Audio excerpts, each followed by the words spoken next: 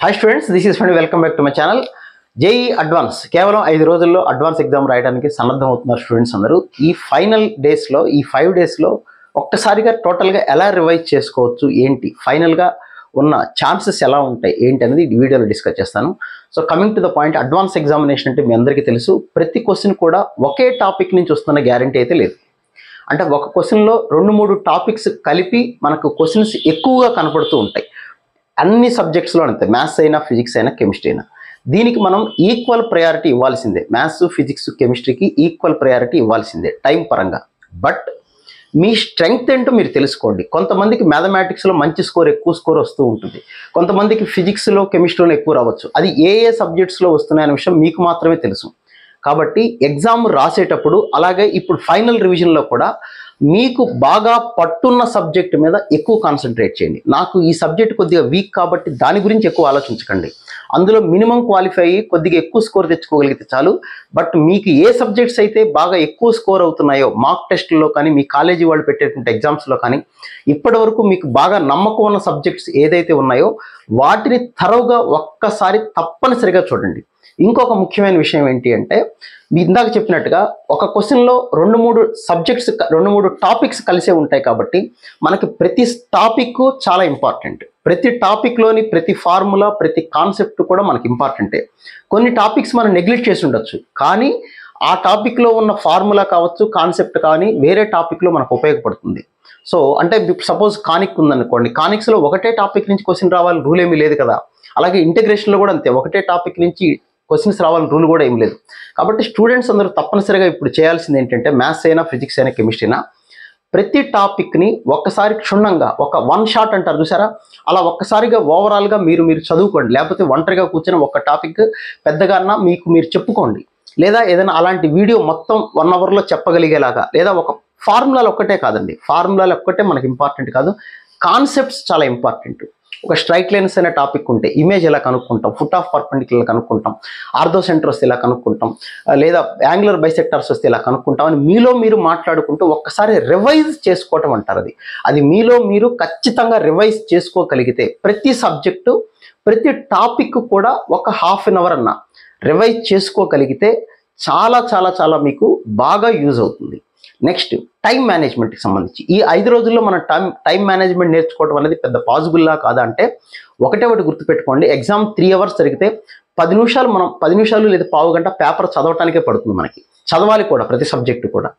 Next, మనకి బాగా వచ్చిన సబ్జెక్ట్ని కాస్త ఎక్కువసేపు, కనీసం ఒక 5-10 నిమిషాలనే ఎక్కువసేపు చేయగలిగితే ఓవరాల్గా స్కోర్ పెరగడానికి ఈక్వల్గా ఛాన్స్ ఉంటుంది. సో ప్రతి సబ్జెక్టు మీరు కనీసం 50 నిమిషాల పాటు చేయాల్సిందే. మ్యాథ్స్ అయినా, ఫిజిక్స్ అయినా, కెమిస్ట్రీ అయినా, ప్రతి సబ్జెక్టు 50 నిమిషాల పాటు చేయాలి. కాబట్టి ఏ సబ్జెక్ట్ని తక్కువ అంచనా వేయద్దు. ఫార్ములాని, ప్రతి సబ్జెక్ట్లో ఉన్న, ప్రతి టాపిక్లో ఉన్న ఫార్ములాని విత్ కాన్సెప్ట్తో సహా ఒక్కసారి గుర్తు తెచ్చుకోండి. అండ్ అన్నిటికన్నా ఇంకా ఇంపార్టెంట్ అనేది ప్రీవియస్ ఇయర్ క్వశ్చన్స్. ఈ 5 రోజులు వీలైతే ప్రీవియస్ ఇయర్ క్వశ్చన్స్ అన్నీ, అందులో అతి ముఖ్యమైనది ప్యాసేజెస్ కానీ, తర్వాత మనకి మల్టిపుల్ ఆన్సర్ క్వశ్చన్స్ ఉంటాయి, అలాగే మ్యాచింగ్స్. ఈ 3 చాలా ఇంపార్టెంట్. సింగిల్ ఆన్సర్ క్వశ్చన్స్, తర్వాత ఇంటీజర్ క్వశ్చన్స్ అవన్నీ రెగ్యులర్గా చేసేవే. మనకి తేడా వచ్చేది ఎక్కడంటే, ఒకే క్వశ్చన్కి 2-3 ఆప్షన్స్ కరెక్ట్గా ఉంటాయి, మల్టిపుల్ ఆన్సర్ క్వశ్చన్స్. అలాగే మ్యాచింగ్స్ ఉంటాయి, ప్యాసేజ్ ఉంటుంది. పర్టికులర్గా ప్యాసేజ్ చేసేటప్పుడు ఒకసారి ఆన్సర్ చదువుకొని, క్వశ్చన్స్ అంటే ఆన్సర్ అంటే ఏం క్వశ్చన్స్ ఇచ్చారో అవి చదువుకొని అప్పుడు ప్యాసేజ్ చదవండి.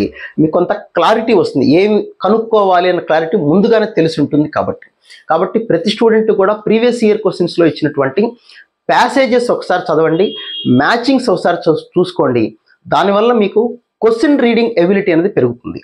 అంటే క్వశ్చన్ ఎలా చదవాలి, ఎలా మనం ముందుకు అడుగు వేయాలన్న విషయం బాగా తెలుస్తుంది. అడ్వాన్స్ ఎగ్జామ్లో వచ్చేటువంటి అతి కష్టమైన విషయం ఏంటంటే, క్వశ్చన్ చదివిన తర్వాత ఫస్ట్ స్టెప్ ఏం చేయాలో తెలియదు.